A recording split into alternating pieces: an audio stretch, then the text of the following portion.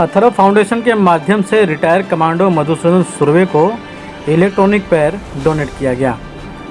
Atharva foundation द्वारा बोरीवली पश्चिम विक्टी international school में आयोजित कार्यक्रम में retired para commando Madhusudan Surve को सशस्त्र बल अधिकारियों और पूर्व सैनिकों की उपस्थिति में हाईटेक इलेक्ट्रॉनिक यानी कि कृत्रिम पैर दिया गया।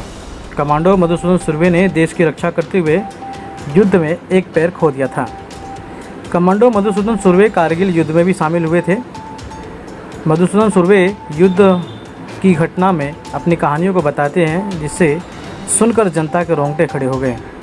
अथर्व फाउंडेशन के अध्यक्ष और बोरीवली के विधायक सुनील राणे ने भारतीय सेना देश के प्रति त्याग, साहस और प्रेम का प्रतीक है और सशस्त्र बल के जवान देशभक्त होने की प्रेरणा के स्रोत है, यह बात कही।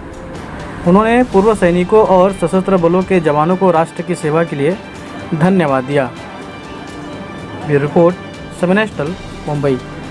आज अथर्व फाउंडेशन के माध्यम से हमारे देश के सैनिक और शौर्य चक्र विजेता,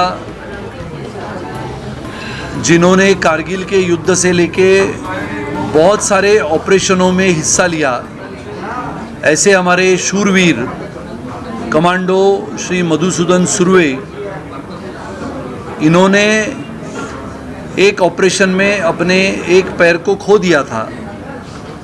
आज अथर्व फाउंडेशन के माध्यम से उनको इलेक्ट्रॉनिक पाँव देने का कार्यक्रम था।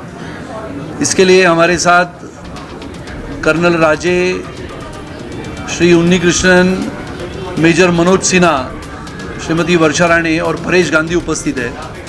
हम सब जानते हैं कि देश की सेवा करते समय बहुत सारे हमारे सैनिक जख्मी होते हैं।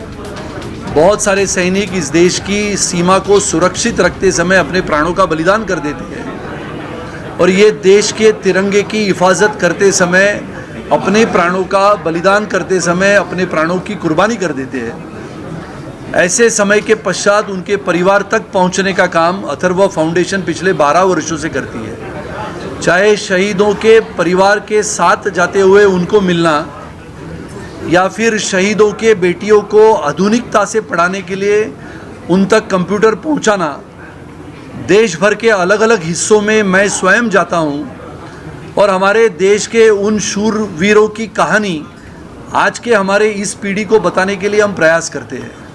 और इसके लिए उसी सीढ़ी का एक प्रयास हमारे शूरवीर कमांडो मधुसूदन सुरवे जी को, जब हमने ये पैर देने का निर्णय किया, इलेक्ट्रॉनिक पैर देने का निर्णय किया, तो हमें लगा कि ये देश भर के हमारे सैनिक हैं जो हमारे भारतीय लोगों के लिए प्रेरणा देते हैं। लगातार देश भर की चिंताएं बढ़ाने वाला संकेत जब हमें मिलता है, चाहे वो चीन की गलवान घाटी में हिंसक झड़प में बलिदान करने वाले, शहीद होने वाले हमारे सैनिक, या फिर देश की सीमा सुरक्षित रखते समय पाकिस्तान के आतंकवादियों के साथ शूरता से, वीरता से लड़ने वाले हमारे सैनिक, ऐसे सभी सैनिकों के लिए, उनके परिवार के लिए काम करने वाला अथर्व फाउंडेशन आज हमारे साथ विशेष रूप से कमांडो मधुसूदन सुरवे उपस्थित है। महाराष्ट्र में सैनिक शहीद होने के पश्चात उसके परिवार को, जिसे अनुदान कहते हैं, वो 8.5 लाख रुपया मिलता था सिर्फ।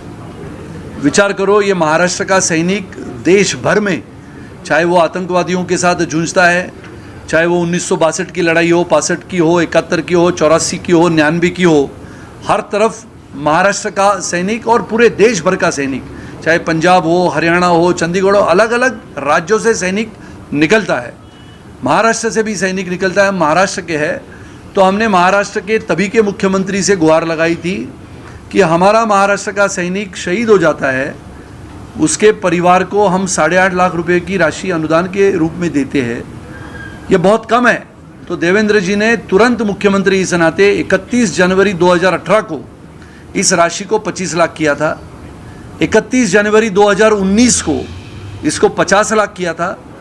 26 जुलाई 2019 को षणमुखानंद के कार्यक्रम में इसको 1 करोड़ किया था।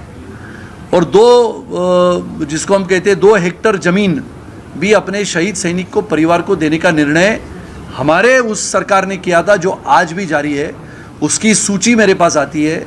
हालांकि ये कार्यक्रम उस सूची को दिखाने का नहीं है, लेकिन फ़र्क यूपी में और एनडीए में है। तो एनडीए ये देश के सैनिकों के सम्मान में लगातार आगे बढ़ चढ़ के काम करता है। मैं मधुसूदन सुर्वे, शौर्य चक्र।